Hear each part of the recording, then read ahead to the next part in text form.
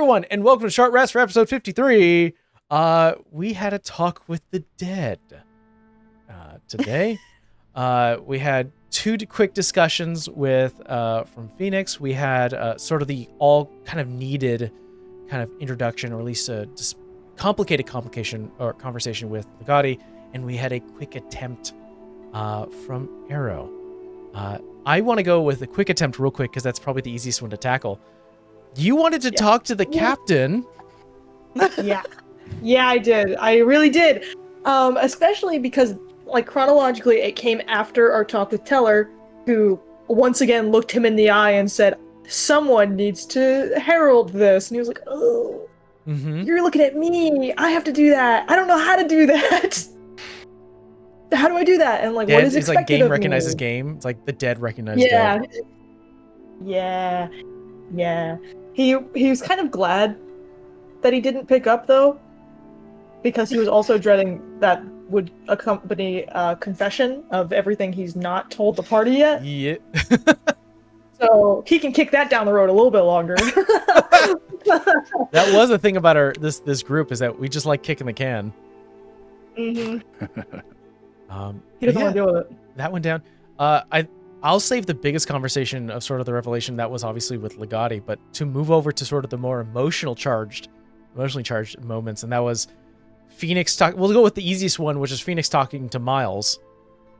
Which I had to. When you were like, you could talk to more than one person, I was like, oh, I'm going to talk to that old crazy fucking geezer. Miles is great. He's a sailor. He's a sailor-mouthed alchemist. Yep. I love him. He's crazy, and I love him. He's crazy. He is crazy. Like, I think Legati would like him too, like from an intellectual standpoint. Like if Legati was able to get into Miles's like little hidey hole and read all the things, he would be happy. I'm just saying, another point to go to Amber. Get Legati into that cave. Books upon books of ancient alchemist texts and details, and I think his coffin has been recovered because the body was never found. Yeah. But his mechanical spider-legged coffin that walked him around, that had an IV drip bag that kept him alive, was there. Very Mr. House from Fallout New Vegas kind of experience when you actually find his real body. It's kind of based off the same concept of this human who lives 300 plus years, and he's just like, I wanted to stay alive to get rid of a threat. It's gone. Let me die. I didn't expect him to call over Arrow and be like, good, you're not gonna die alone. And I'd be like, bro, I was 8 when you died. You were worried then? He didn't have a lot of confidence. He didn't have a lot of confidence in you. He was like, no one likes you, I guess. So I guess you're gonna die alone. He was not. He's like every grandfather you see in movies where they don't really have a filter. 200. Yeah, he's like 40 grandfathers all in one. We're just like, I've got no filter. Any bad thought that comes to mind comes out. Yeah. No, he's the person when Arrow was like, I think Phoenix was saying, oh yeah, I used to bring somebody these little wooden figurines and they used to curse me out. He's the person that used to curse her out. Excellent. I'd be like, I also really liked him. He thought he was funny. Bringing me all this shit. So we met Miles. Really nice introduction. I always like playing Miles because I could just start cursing a storm. Yeah. Then we had she gets your mouth. A heavier emotionally charged conversation, which I still feel like there's such. I like playing the devil's advocate in this argument that we've been having, which is like, what is actually right? When you have a conversation with Obadiah. His biggest thing, and I've told you this like out above table, I was like, Phoenix has never liked the fact that her, like, anybody that she has, I guess, respected, which is her parents and Obadiah and Miles, but I don't think Miles gave her that lesson of like, you always have to be the better and bigger person no matter what. Like, I have trained you to be, I have taught you to be, and it doesn't matter what happens, you were meant to be that. And like, that's always unfair, like, for her, but it's like, I don't know any different. You're the parents of a valedictorian student. Yeah. It's like, I don't understand why I have to be that. No B's. Only Ace. It was an interesting take that he said, like, I taught you to be self-sufficient, like you should be alone and not with them. Like, she was not expecting that, knowing that he came from the forward guard. Because he was like, he's like, the forward guard, as good as it was, kind of left my life in ruin because I didn't go, like, my wife divorced me, my family didn't want to see me, and you're right, he did self-punish himself by leaving. And so he self-punished, went to an island, and was like, fine, if someone wants to live a better life at the end of their life, be alone. Be alone, be self-sufficient. And of course, that is the fault of him. That is one of the character faults, is that he's like, well, if you're not going to have a happy life together, you should have a happy life self-sufficient and alone. Which is not right. It's maybe to some people, but generally humans and humanoids, because you're not all, we have fire genasi and a water elf. We are social creatures. Well, that was her argument, though. It was like, you never asked what you wanted. You just were like, yeah, this is the punishment I'm going to deal myself. I'm going to leave. I'm not going to talk it out. I'm not going to touch this because it's fine. It should be fine. And just go. And it's like, no, you idiot. He's a man of many accomplishments and many faults. He has a lot of faults. Although I will say that there was this argument that I've been preparing for, and that is, St. Clair is going into, the only reason why he orchestrated this treaty and sort of this ceasefire between the kingdom and the unity is to send his people out into the desert and steal something from them. And I'm like, there's this moment I had to think as like, not a villain, but like someone who's doing devil advocate of like, well, that's not a totally bad thing, right?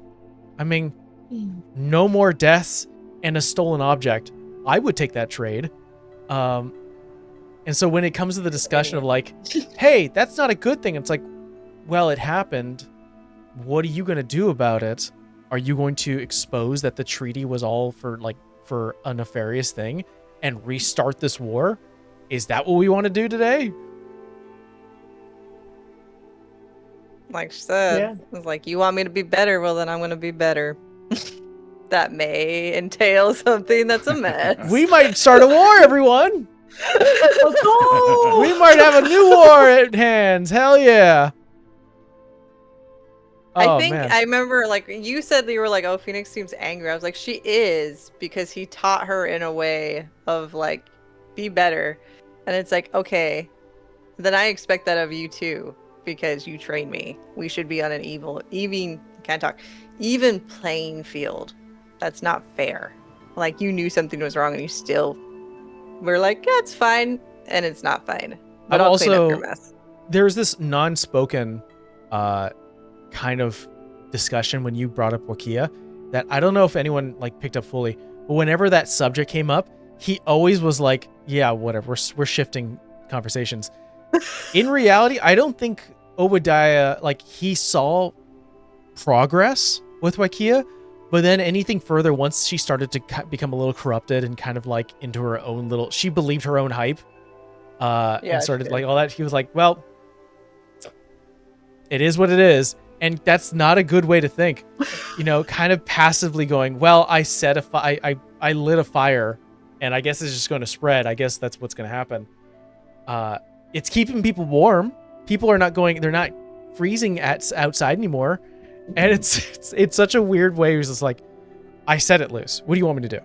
Like, the conversation of like, put your dog on a leash. Yeah, it's like, well, she's your dog. Put her on a leash. And he's like, not my dog. I died. It's like, you're a dick. Yeah. Yeah, that's the interesting thing. And I'm like, at least for the part that I was present for and that I had Arrow present for, he kind of agrees. Because he's like, yeah, there's nothing he can do. He is dead. Like, you can't say like, it was go like, get Wakia.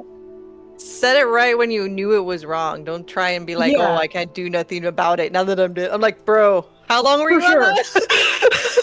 For sure, but he was a little compelled, even by like the war thing. He's like, yeah, actually, when you put it in such simple terms as war, stolen object, it's like, yeah, I'd probably make that deal too. Like if Yeah, that's why she gave a look in your direction when she was like, "I know somebody that also self-inflicts punishment." That it's like if there was shouldn't a have to do war that. with like Canada, and we're like, hey, I'll stop this war, but I need to steal the prime minister's car. It's like, okay, then yeah, go for it. Take it over yeah, steal the car, and we'll still have peace. Cool.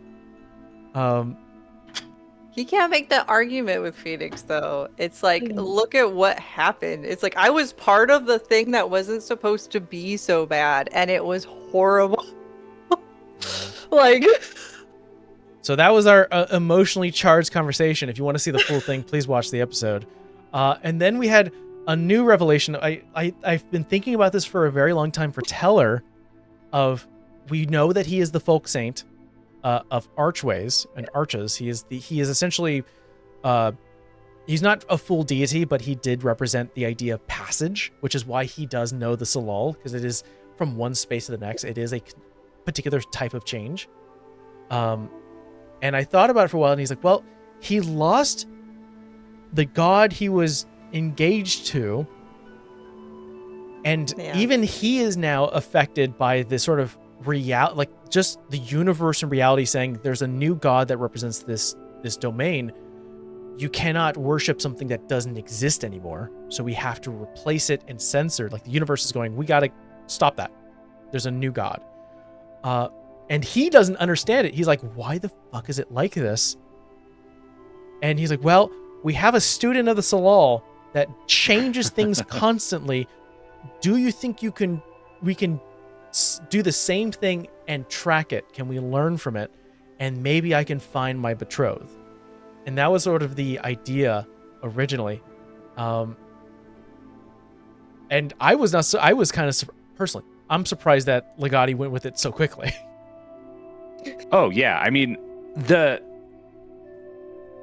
censorship of the usurped god, the fact that there was something Legati encountered but couldn't seem to understand or know, has been something that bothered him since it happened. Yeah. It's like, who says I can't know this? Legati's whole deal is like, this is a forbidden land, yeah, but there's cool stuff in there, so I'm gonna go in there anyway. Like, it's not that because it's forbidden he cares more, but he resents the idea that anyone, even a god, would say, okay, now you don't get to know this word. You don't get to know about this person. So it's always been something that bothered Legati. And the idea that, like, okay, and like we talked about it, like the changing of a mortal into a god, or a god into a usurped god, or the idea that something as powerful as a god could go somewhere inaccessible, that like not on any of the known planes most likely, because a god would be powerful enough to come back. It's like, where are they? That's immediately appealing to Legati's, like, when there's a big question mark, he wants to go look at that thing, right? So it's immediately like, yeah, that totally makes sense. And yeah, Teller, you want to reunite with your love or whatever, like that's less important, but I like Teller, so whatever Teller wants. Yeah. If what Teller is asking for aligns with what Legati kind of wants to do anyway, then that's totally fine. And we also talked about, like, Legati maybe is the kind of person you could trust to become a god, because he doesn't want it for the power. He wants to do the experiment. And like, if Phoenix wanted to become the god of speed or whatever, Legati would be equally invested in that experiment as he is, and I guess I'll become the god of change and see what happens, right? It's to see if we can do it, and it's a new big question. And like, that's the thing about the Salal and studying the Salal, is there's not a like, oh, go look at this, right? Everything is change, everything is transformation. Studying everything about the world reveals an aspect of the underlying Salal nature of it. And this seems like a big, clear way to get some new answers that nobody knows, right? Yeah. It definitely... See, nobody worships a god, we'll just make one. Yeah, for sure. That totally makes sense to Legati, yes. There was a point in the very beginning that... I'm showing my hand here. I did write down one of the major arcs was someone in the party becoming a god. And I knew that Teller was going to be part of that progress and that process. Oh. I didn't have the full details on what Teller was. I just knew that there was going to be an individual who had a tie to a usurped god and was going to be like, I need to learn that. And so I knew that was going to be one of the stories that we're currently on, obviously. But my vision changed because originally Teller was supposed to be a bad guy. Teller was going to be like, haha, and then I'm going to go become a god or usurp a god, and I'm going to go into that other realm and rule that place. But then I started to think about it with the way that the party kind of dynamic worked, and I was like, no, I don't think I need like a villain for you guys to stop. I just need someone to be like, I'm curious. I think it stopped becoming like a villainous kind of experience and more like, I want to know and I want to get over there, and that's it. And honestly, that just became enough motivation for this party to be like, can we just figure these things out? Would that be cool? And that's apparently it's all I needed.